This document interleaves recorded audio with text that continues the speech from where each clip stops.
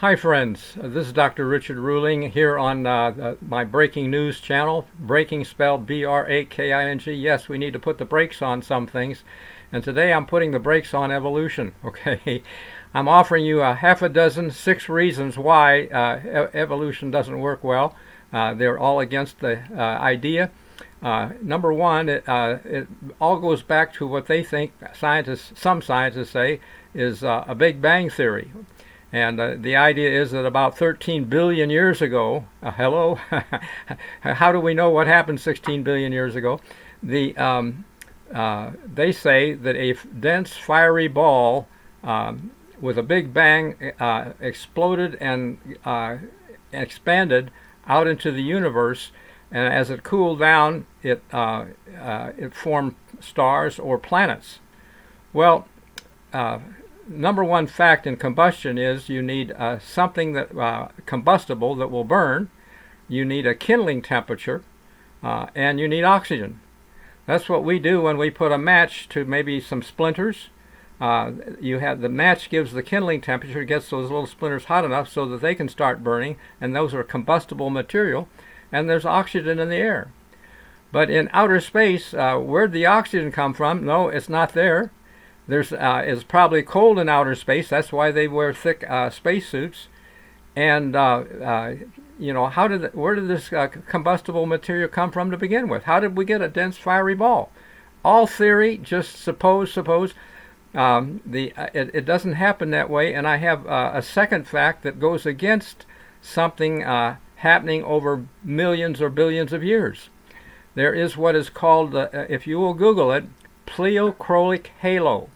Pleo spelled P-L-E-O-C-H-R-O-I-C, halo, H-A-L-O. Before you even finish typing it, it will fill it in. And you can read how that this is formed in igneous granite. Igneous meaning hot granite. As it decomposes, there are alpha particles with a half-life of a split second. And it makes a little halo around in the granite that they can see. But the point is that it's like Alka-Seltzer. If you threw Alka-Seltzer in a glass of water, you'd see the fizz, okay, start fizzing. But a couple minutes later, the fizz is gone. It all dissolved, okay. The half-life of those bubbles, they don't last. But you would have to, and it would be possible, to rapid freeze a small glass of water real quick after throwing the tablets in, so you could get ice and have the bubbles in the ice. But this igneous granite has a half-life of a split second, and the granite, you're not going to freeze it, or in this case it's cooling down to freeze. It takes, they say, millions of years for it to cool down. There would be no half-life left, okay? You wouldn't have halos. But when God spoke, it was done. Boom.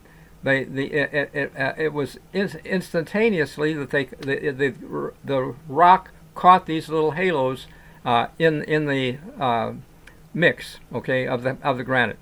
So that has been offered to evolutionists who have nothing to say. They don't have any answer for it as to how that could have formed so quickly when our theory is that it cooled down over millions of years, etc.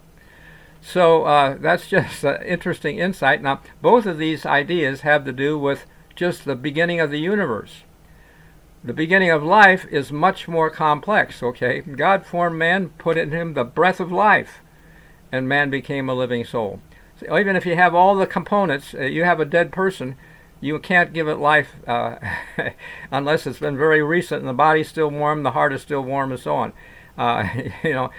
Sometimes people come back from being dead a few minutes, but they may be brain dead if they didn't have oxygen going to the brain. In other words, the heart, if the heart is stopped for more than a few minutes, you shine a light in their eye so that if the pupil doesn't dilate, their brain is dead. Okay, don't bring them back; they'd be a stupid type of thing. Okay.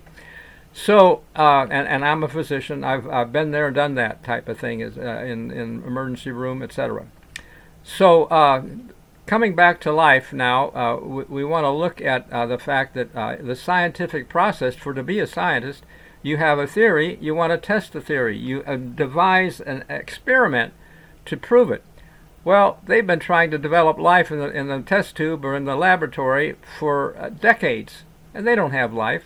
It doesn't happen that way. So think about it. It's not a viable option, really, in that honest. And think about the different kinds of life. The theory is partly that if you have, we all know this, that a German Shepherd will mate and breed with a Collie dog. Okay, two big dogs, they'll do that. Okay, but you won't get a dog to breed with a cat and get something in between. You can get something in between the Collie dog and the German Shepherd. It's neither one. Okay, and the textbooks say they don't make good house pets. They like to be outside, etc. That's fine, but the idea is that you cannot take microevolution within a genesis kind. You can have that, okay, and you can get from one dog to another kind of dog, etc. But you won't get a cat from it. And I just say, prove it to me. It doesn't happen that way, okay? And another further example would be a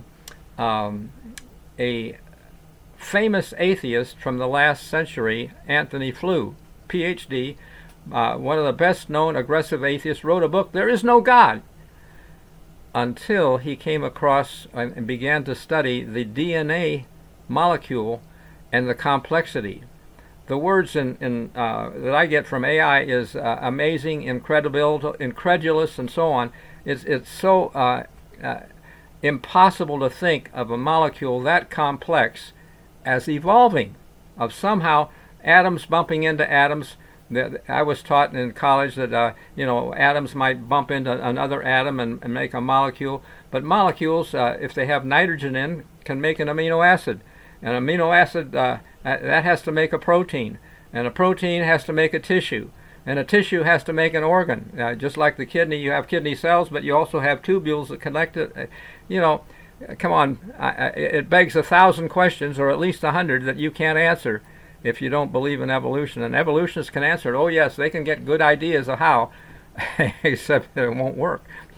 So bottom line is God stands as king and supreme in the area of how he has made us, and we don't there's no proof that they can make life or that the world even began millions of years ago. The thought is that little changes over billions of years, here we are. Well, did a man evolve over millions of years at the exact same rate that a woman evolved, so that they could mate and have a child and the human race could survive? And what would they eat? Did the other things, did the cow make milk in the millions of years so there would be food to nurse from, or did she come automatically?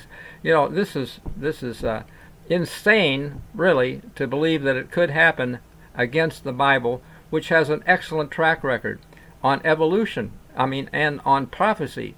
We're seeing stuff today that is predicted thousands of years ago. When Christ was asked about the end of the world, he said to understand the book of Daniel. And in the book of Daniel, there's a vision at the time of the end of a ram pushing from the Middle East. It's a Muslim ram. And it angers a goat that flies from the west and stomps it, okay? Breaks its horns. It says in Daniel 8, verse 20, that the horns are the kings of Media and Persia. Well, the Medes are now Iraq, and we did that. And Iran is next. Trump has given them an ultimatum, and he's the great horn on the goat is Trump. In animal times, they cut off horns to make trumpets. Trump, the great horn, making America great, or the goat was made great. Same idea. Okay, follow the imagery, and you can see that the Bible is ahead of us, not behind us. Okay, and so I just hope you can see that. And another reason specifically for why revolution won't work is from educators. Educators say, teach kids that they came from apes and they'll act like apes. Okay, yeah, sure enough, it is happening in our schools. And if you love your kids, take them out of public school before they're ruined. So that's just a quick look at how evolution will not work and how we need to get back to the Bible and the basics. Sadly, the Bible and Ten Commandments were taken out of schools. They used to have them posted in schoolrooms, the Ten Commandments. The fourth commandment says, remember the Sabbath day, for in 6 days the Lord made heaven and earth. Okay, the seventh day is the Sabbath. Well, maybe they got fighting over Sabbath versus Sunday, and they wanted to get rid of all of that fight. But let's get back to the basics, okay? And we'll do better, live better. If I were God, I would give life in afterlife only to those that were getting my guidelines from those 10 commandments. Because otherwise, taking people to heaven, they'll start trouble all over again. If you lie, cheat, and steal, you're not a happy person, and heaven won't be happy either. So let's get it right, and we can do it. We'll be happier, and we'll be ready for things that are coming if we're interested in the Bible. I just talked to a young man today at a store where I went. I asked him as he was checking me out if he had any interest in the Bible. He said, I'm just getting an interest in the Bible. What an opportunity. He was eager, and I shared a thought or two from, like Daniel, I just did, and he wanted more information. Hey, if you want more information, go to my website, Health, Happiness, and Destiny. Those are 4 words, spell out and, Health, Happiness, and Destiny, and get the book How It All Ends. For the price of a bag of popcorn, you can have a book that's got real answers and a link to a high-value video online. The video shows how you can reverse most disease without prescription drugs. It's got Cleveland Clinic's cardiologist, Dr. Esselstyn, and other MDs on it, but prescription drugs are dangerous. You want to live, eat well, so you don't need those drugs, because adverse reactions are a leading cause of death today. Never mentioned by the CDC. They're lying to us because they're in business with pharma. But they don't mention it. But I've got the medical literature to prove that medical care, the drugs, adverse reactions are #1 cause of death. I even went through the U.S. Senate offices with medical literature to prove it. You couldn't do that if you didn't have the literature. But until one senator said, you're wasting your time, they own us. Because the drug companies contribute to their reelection. Thousands, millions of dollars, really, to Congress. So if they're voting the way they want them to vote, they support that senator. I was talking to senators for the next election. So anyway, hope you like it, and tell your friends. Looking to build this channel with a message that will help other people to have faith in the Bible. If we give it a little try, honest, it works. It works good. I'm 83, and it's worked well for me. God bless you. We'll see you next time. Hey, on the next time, we're going to be talking about how we get into a time of judgment. So keep looking, subscribe to this, because we're going to show how different groups, Jews, come to judgment first. Okay, and next thing is Muslims and Christians, okay, come to judgment, etc. So we'll look at it next time we talk. Thank you very much. Goodbye.